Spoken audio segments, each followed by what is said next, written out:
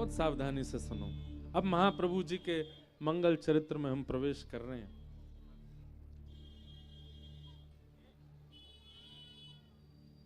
रीत सकृत को जाने हैं। विराज जाओ लाली, बैठा दो इन्हें। श्री नाभा जी कह रहे हैं कि हित हरिवंश महाप्रभु के चरित्र को भले ही सुनने के लिए हजारों लोग बैठे हैं यहां पर श्री हरिवंश गुसाई भजन की रीत सकृत को जाने। सकृत मतलब एक। महाप्रभु जी के चरित्र को कोई एक ही समझ पाएगा इतने लोगों में। महाप्रभु जी के अनन्य भक्त हुए, अनन्य शिष्य हुए, अनन्य सेवक हुए, परंतु श्री नाभा जी कहते हैं कि महाप्रभु जी के भक्ति रीति को केवल सेवक जो ही समझ पाए, केवल सेवक जो ही जान पाए, हर कोई नहीं जान पाया। स्वामी श्री हरदास जी के भाव, श्री हितरवंश महाप्रभु के भाव, हरिराम व्यास जी के भाव, ये रसिक त्रिवेणी है, इनको सब नहीं समझ। ये महलन की चर्चा है भैया। महलन के भीतर कहा बात है रही है, जो महल वाले इनको ही पतो रे, बाहर वाले तो केवल आकलन लगाते रहे, जे रहोगो ऐसी बात चल रही होगी, ये चल रहा होगा, धुआं उठ रहा है, जरूर कछु बनना होगा। बाहर वाले तो केवल अनुमान लगा में, महलन की बात तो महलन वाले ही जाने।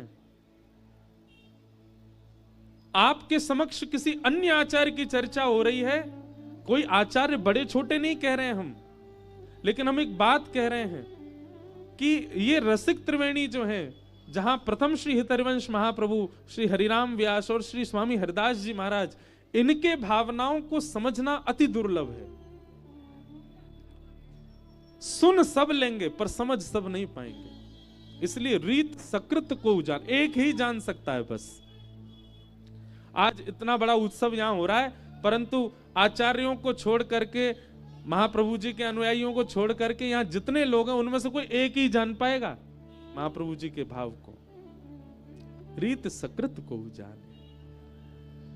तो कथा प्रारंभ कुछ इस भाव से है।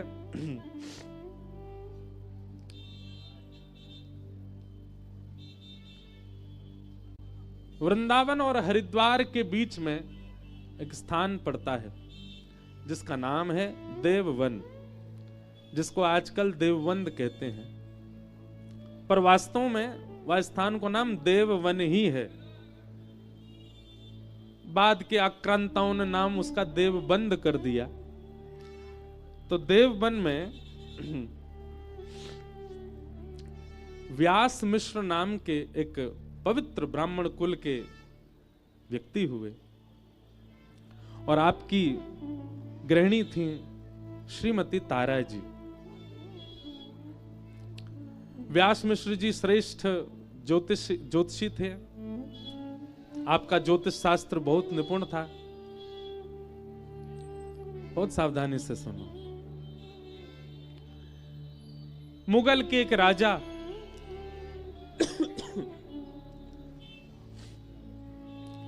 वे जौनपुर या किसी स्थान पर कहीं आक्रमण करने का भाव रखते थे पर विफल हो रहे थे। तब व्यास मिश्र जी ने जाकर के एक सही सटीक समय बता दिया और काल बता दिया, मुहूर्त बता दिया कि आप लोग इस काल में, इस मुहूर्त पर अगर आक्रमण करेंगे तो विजयी हो जाएंगे।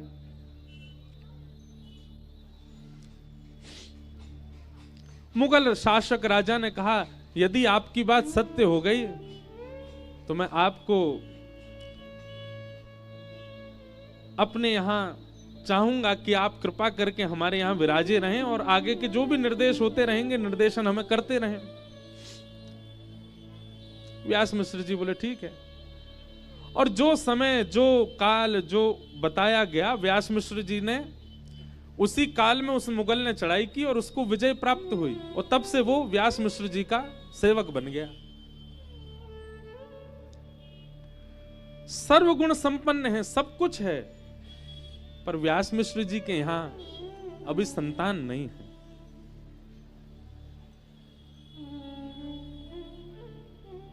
बंधुओं देखो, एक बात सुनिएगा, जीवन में अभाव सबके होता है, सर्वगुण संपन्न कोई नहीं होता संसार में, अभाव सबके जीवन में। हम मानव इसीलिए क्योंकि हम अभाव युक्त हैं। यदि कोई अभाव युक्त नहीं है तो कहीं कोई एलियन ही होगा, कोई और ही होगा। किसी के जीवन में अत्यंत अभाव है, इसका मतलब वो मानव है। व्यास मिश्र जी को एक ही भाव का अभाव था कि कोई संतान नहीं है। तब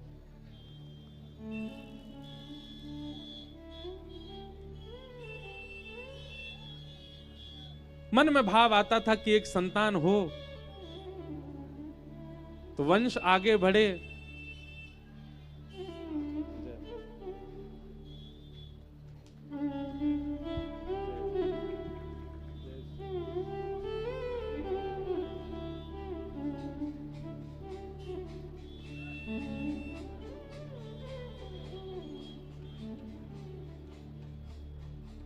तो मन में भाव आया कि वंश आगे बढ़ना चाहिए। व्यास मिश्र जी के बड़े भैया थे श्री नरसिंह आश्रम जी, जो कि परम बीतराग थे, परम सन्यासी थे। आप एक बार देववन से ही निकल करके जा रहे थे, तब अनेक साधकों ने आपके चरणों में प्रणाम करके आपको कुछ दिन देववन में रुकने का भाव रखा। आप देववन में जब विराजे तो श्री व्यास मिश्र जी अपनी गृहिणी श्रीमती तारा जी के साथ में प्रणाम करने गए। बड़े भैया ही हैं, भले ही विरक्त भेष में हैं।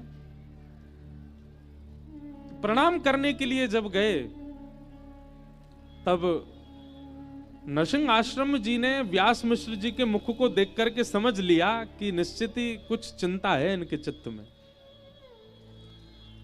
और व्यास मिश्र जी से कहा, व्यास जी से कहा, आप इतने चिंतित क्यों लग रहे हैं? आपकी चिंता की रेखाएं दिख रही हैं माथे पर, कारण क्या है? संकोचवश बोले नहीं, बस नहीं बताओ क्या भाव है? बोले भैया सब कछु है जीवन में, पर एक संतान नहीं है। नरसिंह आश्रम जी बोले, ठाकुर जी ने जैसी व्यवस्था दी उसमें प्रसन्न रहना चाहिए, ठाकुर जी से कोई कामना नहीं करनी चाहिए। ठाकुर जी ने सर्वगुण संपन्न कर दिया, यदि एक जगह का अभाव दिया तो उसमें इतनी चिंता क्यों? किसी को संतान देकर के ठाकुर जी भजन से विमुख करते हैं और किसी को संतान ना देकर के ठाकुर जी भजन में लगाते हैं। आपको तो प्रसन्न होना चाहिए, दोनों युगल मिलकर के, दंपति मिलकर भजन करो ठाकुर जी का। व्यास मिश्र जी तो चुपचाप सुनते रहे, परंतु पास में बैठी हुई तारा मैया धीमे से संकोच में बोल पड़ी, क्षमा करना, यदि सब विधि का विधान ही है तो आप जैसे संतन को आशीर्वाद कब फलेगो? किसी के विधि में, किसी के विधान में, किसी के जीवन में यदि अपयश लिखा है और वो व्यक्ति यदि किसी आचार्य को प्रणाम करे तो आचार्य के प्रणाम से उसके जीवन का अपयश समाप्त नहीं होगा। किसी के जीवन में घनघोर दरिद्रता है, लेकिन यदि वो व्यक्ति आचार्यों को प्रणाम करे, गुरुजनों को प्रणाम करे, भक्तों को प्रणाम करे, क्या उसके जीवन की दरिद्रता नष्ट नहीं होगी? सब विधि का विधान ही है तो आप जैसे आचार्यों को प्रणाम करने का क्या फल मिलेगा? नरसिंह आश्रम जी स्तब्ध हो गए तारा मैया की बात सुन के, और थोड़ी देर एकांत में जाकर के ठाकुर जी से बोले ठाकुर जी, विधि पर प्रश्न नहीं उठा है, साधक पर प्रश्न नहीं उठा है, एक भक्त पर प्रश्न उठा है, एक वैष्णव पर प्रश्न उठा है, एक आपके जन के ऊपर प्रश्न उठा है कि क्या उसकी इतनी सामर्थ्य नहीं कि वो विधि के विधान को पलट सके। यहां बात चमत्कार की नहीं है, यहां बात कृपा की है, ठाकुर जी की।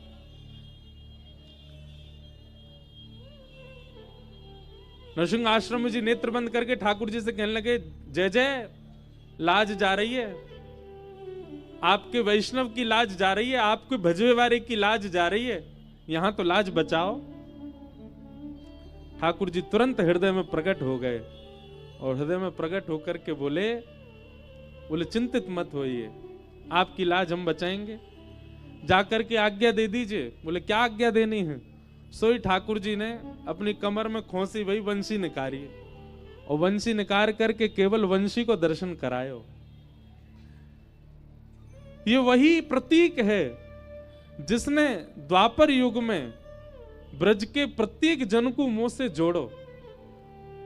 ये वही वंशी है जाने एक एक ब्रजवासी को मेरो आश्रय प्रदान कियो। अब यह वंशी की पुनः आवश्यकता है कलिकाल में। आप जाकर के आपने, क्योंकि आप इतने बड़े साधक हैं और आपको वंश इतना पवित्र है, आप जाकर के अपने भैया को आदेश दे दो, हमारी अधर की वंशी ही उनके यहां पुत्र रूप में प्रकट होएगी, आज्ञा कर दो।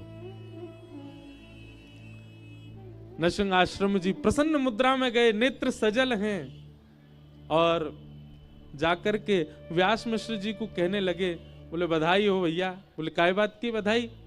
बोले ठाकुर जी चिंतन में आए और चिंतन में आकर के आदेश देकर के गए हैं कि श्री ठाकुर जी की अधर की निज वंशी ही आपके यहां लाला के रूप में प्रकट होएगी।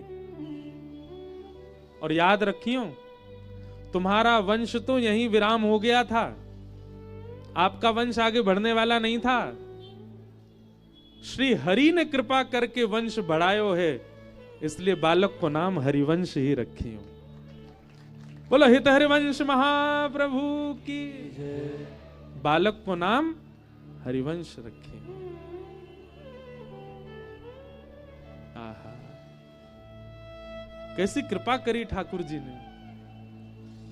और अभी तक तो मन में ऐसी भावना थी कि एक पुत्र रत्न हो जो वंश बढ़ावे, परंतु अब आज्ञा से ऐसा भाव आने लगो कि ऐसा पुत्र हो जो या पूरे वंश को ही हरि को बना दे, ऐसा बालक उत्पन्न होए।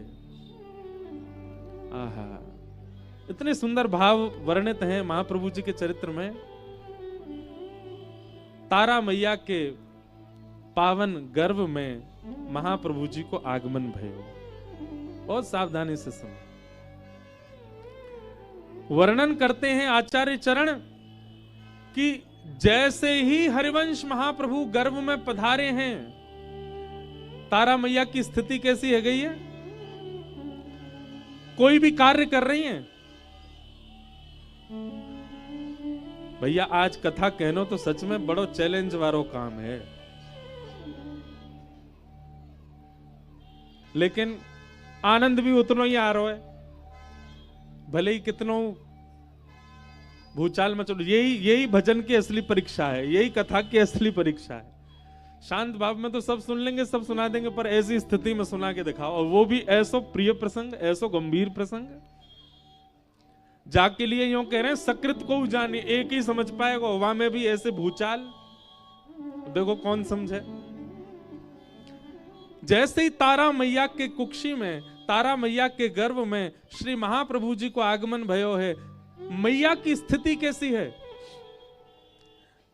रसोई घर में काम कर रही हैं, चूल्हा पे रोटी बना के धर रही हैं, और रोटी बना के धरते ही नेत्रबंद है रहे हैं, वृंदावन वृंदावन वृंदावन स्मरण है रहे हो है। सुंदर निकुंजन की स्मृति है रही है, सुंदर लता पत्र गुलमन की स्थिति स्मरण है रहा है।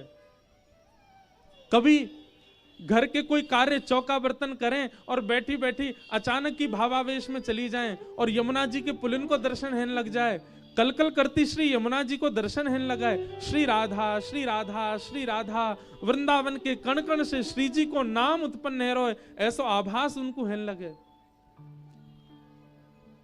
रात्रि में शयन करती हैं तो स्वप्न में भी निकुंज दिखते हैं, स्वप्न में भी वन दिखते हैं, स्वप्न में भी श्री यमुना जी दिख रही हैं, स्वप्न में भी श्री वृंदावन दिख रहे हो है। भैया एक बात बताऊं आपको, यदि वास्तव में आचार्य सन्निधि ग्रहण कर ली होगी तो ऐसी स्थिति होगी। आचार्य यदि हृदय में आ गए होंगे, गुरु कृपा करके चित्त में बुद्धि में विराजमान है गए होंगे तो ऐसी ही स्थिति है जाएगी जैसी तारा मैया की भैया। आहा,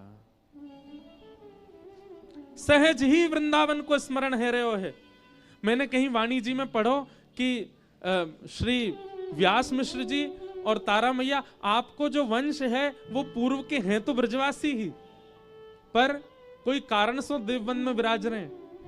तारा मैया अभी तक वृंदावन नहीं आई है, पर मैया को अंतरंग भाव में ही, सहज भाव में ही, मनस्थ भाव में ही वृंदावन को दर्शन है रहे। क्यों? क्योंकि महाप्रभु जी चित्त में विराज रहे हैं, गर्भ में विराज रहे हैं।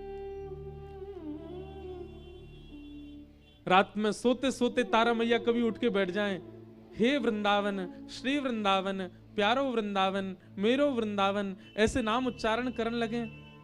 व्यास मिश्र जी उठ के बैठ जाएं और उठ करके कहें, अरे कहाँ भयो, ये कैसे वृंदावन को स्मरण? बोले मुझ को वृंदावन ले चलो, मुझ को एक बार वृंदावन देखना है। कैसे होगो श्री वृंदावन, कैसी होंगे निकुंज, कैसे होंगे गुल्म लता आदि, कैसे होगो श्री वृंदावन? मतलब केवल वृंदावन मन, वृंदावन तन, वृंदावन धन, ऐसी स्थिति बनन लगी तारा मैया की। क्यों? क्योंकि गर्भ में श्री हितरवंश महाप्रभु। एक दिन तारा मैया ने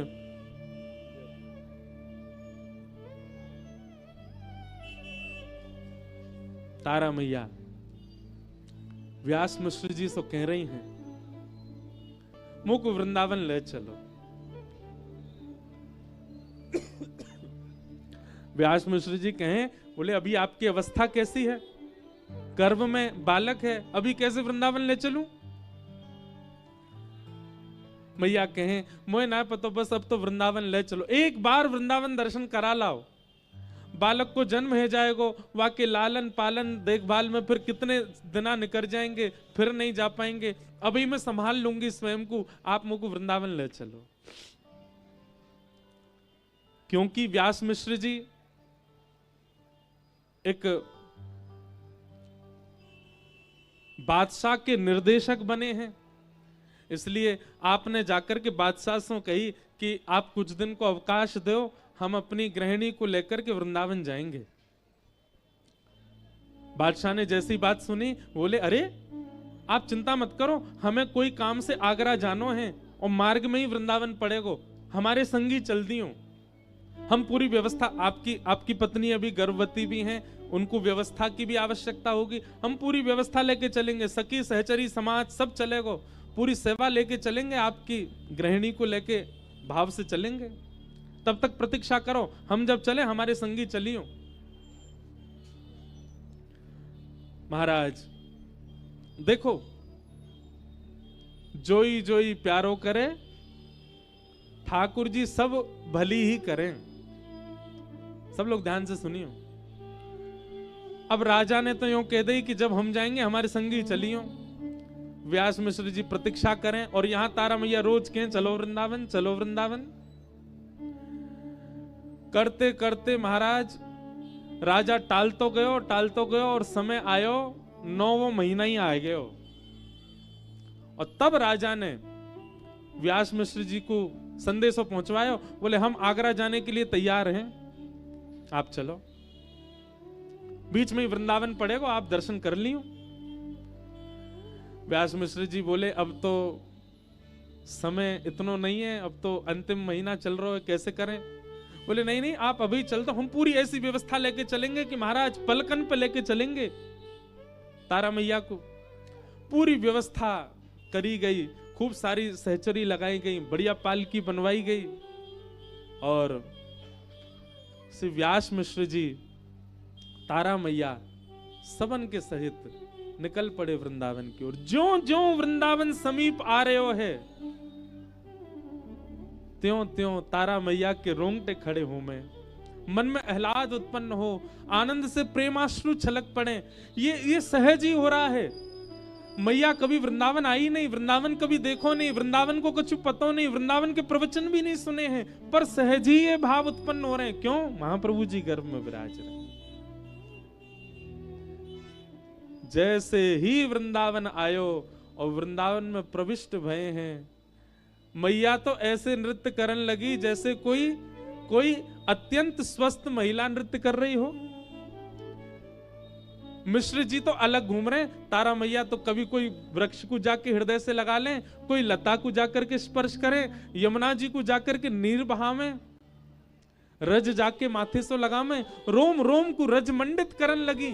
क्यों? क्योंकि ये स्थिति तारा मैया की नहीं है, घर में विराजमान महाप्रभु जी की है। आज मानो ऐसा लग रहा है कि एक युग बाद वंशी वापस वृंदावन आई है। वृंदावन के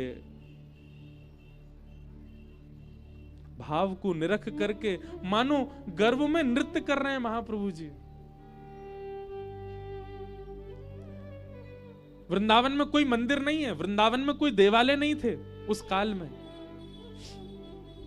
जिस काल में महाप्रभु जी जिस काल में तारा मैया और व्यास जी पधारे। ये तो सघन वन था, यहां तो बड़े बड़े नरवाहन जैसे क्रूर लोग विराजते थे, परंतु फिर भी वृंदावन का दर्शन करते रहे। सायंकालीन सत्र हुआ, तारा मैया से व्यास जी बोले चलें, अब आगे चलना है। वृंदावन से जैसे ही जावे को भाव आयो, मानो जैसे नेत्र नहीं रो रहे हैं, रोम रोम रुदन कर रहे हो है। कैसे जाएं वृंदावन तज। जैसे कोई कन्या की विदाई होवे तो ज्यों ज्यों पीहर दूर जावे, त्यों त्यों कन्या और विरह आतुर है जाए। ज्यों ज्यों वृंदावन से दूरी बढ़ रही है, त्यों त्यों तारा मैया के चित्त में विरह व्यापक है रो है। और वह विरह की वेदना इतनी भई, विरह की वेदना प्रसव वेदना में परिवर्तित है गई। और जैसी प्रसव वेदना भई, मैया अपने गर्भ को हाथ रख के व्यास जी से बोली अब नहीं सहन है रहे हो है, बहुत पीड़ा है रही है, अब तो रुकना ही पड़ेगा। व्यास मिश्र जी ने तुरंत बादशाह से कही कि आप एक काम करो, अब आप तो अपनी सेना सहित आगे प्रस्थान करो, ये पास में ही गांव है, हम लोग यहीं रुक जा रहे हैं, ये ब्रजमंडल ही है। अब आगे कहीं गए और वहां वन में कोई व्यवस्था नहीं मिली और प्रसव है गए तो हम तो यहीं रुक जा रहे हैं, आप आगे चलें, यहाँ गांव के सब जन हैं, सब सेवा कर देंगे। वृंदावन की सीमा के अंदर ही, यहां से नेक दूरी पर ही, जहां तक वृंदावन की सीमा व्यवस्थित है, बाद गांव। संभवतः वही उसी गांव में ही रुक गए। वही गांव के लोग तो बड़े प्रसन्न है गए, बोले जय हो, आज कोई विप्र देव हमारे इनकी सेवा को अवसर मिला। वो गांव के लोग सब उनको लेकर के गए, खूब सेवा करी, खूब भाव कियो। ब्रज से बाहर जान नहीं दिए व्यास मिश्र और तारा मैया। और घड़ी आई वैशाख शुक्ल एकादशी। वैशाख को महीना, शुक्ल पक्ष और श्री एकादशी को पावन दिन। जैसे सूर्य उदय होता है तो प्रकाश बढ़ता जाता है। सूर्य उदय के जो सूर्य होते हैं ना, चाहे ग्रीष्म काल में हो चाहे शीतकाल में हो, प्रिय ही लगते हैं। वो उग्र नहीं होते, वो तीव्र नहीं होते, वो अत्यंत मनमोहक होते हैं। इसीलिए हमारी श्यामा जू भी उदयकालीन समय में ही प्रकट भई। वैसे ही वैशाख शुक्ल एकादशी के दिन ब्रजमंडल में स्थित बाद ग्राम में श्री तारा मैया के कुक्षीसों और व्यास मिश्र जी के घर में वृंदावन प्रकट करता श्री राधा वल्लभ लाल जी को, जिन्होंने वृंदावन में विराजमान करके श्री वृंदावन के रूप को, भाव को प्रकट कियो, ऐसे महाप्रभु श्री हितरवंश महाप्रभु जी को प्रकट भयो है। बधाई हो, बधाई हो, बधाई हो।